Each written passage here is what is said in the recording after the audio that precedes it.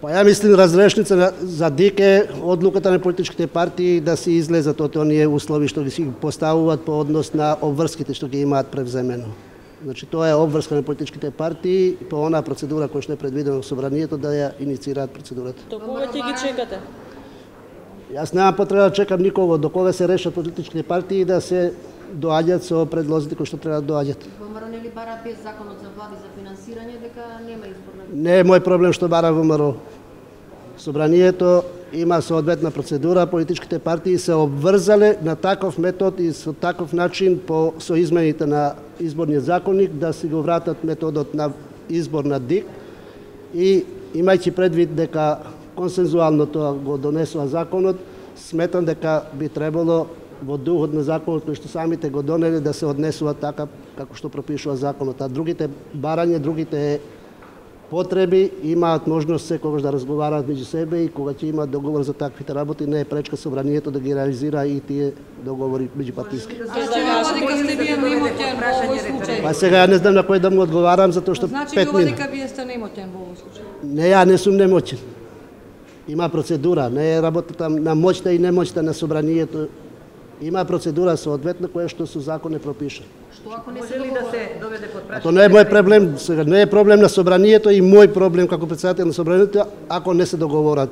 Ќе закажете Дали комисија? може да се доведе Механизми под вие да прашање закажете? одржувањето Механизми референдум, какви се? бидејќи немаме државна изборна комисија и може повторно... Па не е проблем на собранието, одговорноста е на политичките партии затоа што се нема институција која што е одговорна пред граѓаните и пред институциите на државата да ги спроведе постапките. Тоа Вие сте 100 човек во државата. Може ли да се Да, доведе јас до сум. прашање референдум? Референдумот не може да се донесе во прашање затоа што референдумот ќе се одржи во рамки на 90 дена максимум, минимум 60 дена од момент кога ќе се донесе одлука за референдум и не може да се доведе во прашањето.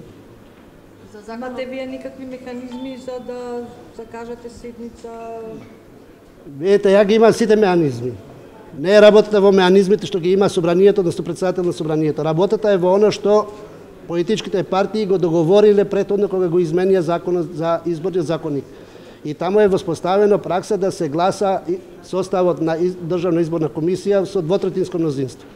Инструментите други кои што се воспоставени, што значи тоа ако некој се решил тоа да го блокира? Значи ја имам инструменти да дојдам до гласањето. Ама што ако некој тоа после нема да го почитува? Значи обврска е на политичките партии да го спроведат оно што го бара како политички партии. Точка. Има ли известување од председателот Иванов како ќе постапи? Зашто? За договорот за името.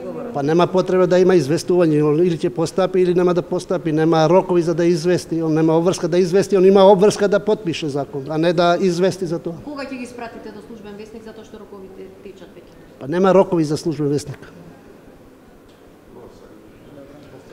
Планирате да ги спратите до службен весник? Секако дека планирам. Тоа е волја на парламентот и волја на парламентот не може да се попречи никаде и од никого. Кога? Кога ќе решат?